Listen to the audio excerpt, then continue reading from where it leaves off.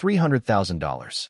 That's what it cost to fix the damage after our HOA president poured concrete into my creek in the middle of the night. 6 workers, 2 trucks, and an army of quick-set cement just because my water feature outshined her lifeless beige mansion. The next day, the rains came. Streets flooded. Water rose so fast the fire department had to carry families from their homes. And there she was, standing ankle-deep in runoff, pointing at me like I was the villain. "This is your fault," she screamed. Funny thing about karma flows like water. And sometimes, the best revenge is doing absolutely nothing. When I moved into Ravenwood Estates, I knew exactly what I wanted to do with the swampy depression behind my house. I'd spent 30 years as a hydraulic engineer. Where others saw a drainage issue, I saw potential.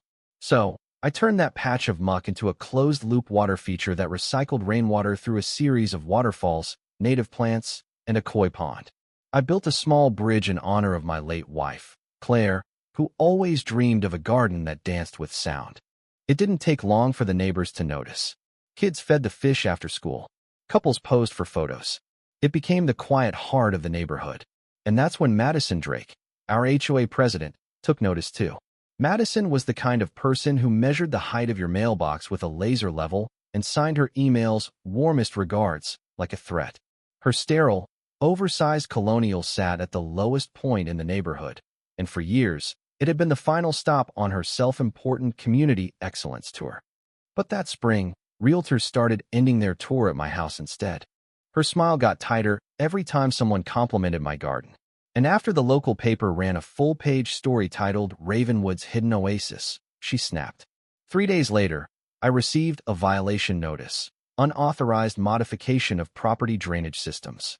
It accused me of creating a flood hazard and demanded immediate shutdown. I laughed out loud. My creek was preventing floods, not causing them. I responded with 20 pages of data, soil tests, elevation models, rainfall history. I designed better systems for entire cities. But Madison didn't care about facts. She cared about power.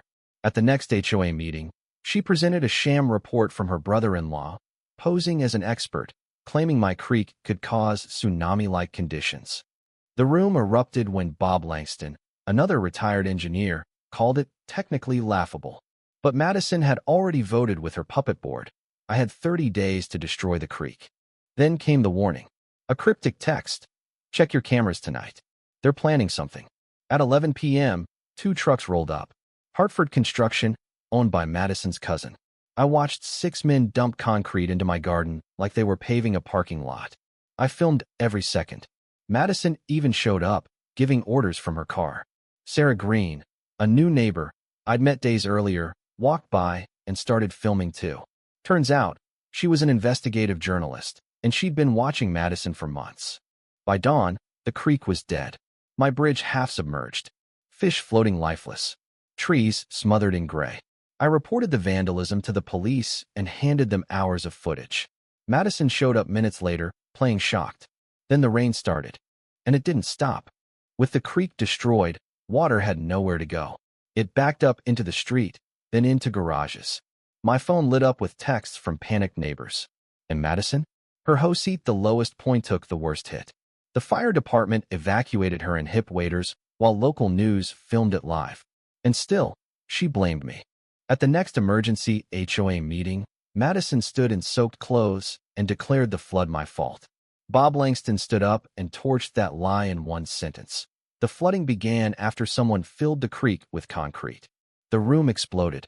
Sarah Green revealed contracts had been awarded to Madison's relatives before the disaster even occurred. When Madison announced a $300,000 emergency cleanup fee charging every homeowner $1, 200 people threatened legal action. Within days, Sarah's story hit the news. HOA president's midnight concrete plot floods neighborhood. The fallout was immediate. Financial records revealed years of embezzlement and rigged bids. Residents organized a recall vote. Madison tried blocking it, then fled in the middle of the night. Turns out the feds were investigating her for wire fraud and tax evasion. Her resignation was spun as concern for the toxic environment, but it was a coward's exit. Bob Langston became interim president and dropped all charges against me. But Madison had one final move. She filed a lawsuit blaming me for the $300,000 in damages. My lawyer filed a countersuit for destruction of property, defamation, and emotional distress. Discovery unearthed damning evidence, especially from Derek, her brother-in-law, who admitted under oath that Madison paid him to lie. He even showed text messages offering him $10,000 for a fake flood risk report. Before trial, Madison reached out. She looked nothing like the polished dictator she'd once been. "I'll settle," she said. "I'll pay to restore the creek. I'll testify about everything. Just don't let that be my legacy." I didn't trust her, but I let her speak in court. And she told the truth. About the lies, the kickbacks, the need to feel important. "I destroyed that creek," she said, "because it made people happy. And I couldn't stand not being the reason." The judge ruled in my favor. Declared the HOA's actions a textbook case of personal vendetta masquerading as governance. Madison was sentenced to 18 months in federal prison. Not out of vengeance, just consequence. The community came together to rebuild. We named it Freedom Flow. Kids painted rocks with messages of hope. Neighbors planted trees. Claire's bridge was rebuilt stronger, wider. At the reopening, little Tommy from next door released the first new fish into the pond and handed me a drawing that read, "Thank you for the beautiful creek. I'm sorry the mean lady broke it." 3 months later, I got a letter from prison. "It's beautiful," Madison wrote. "I'm sorry I couldn't see that before. Now I sit by the creek every morning, listening to the water and remembering Claire's words. We need water to live, but silence to understand. And sometimes karma just needs a good rainstorm."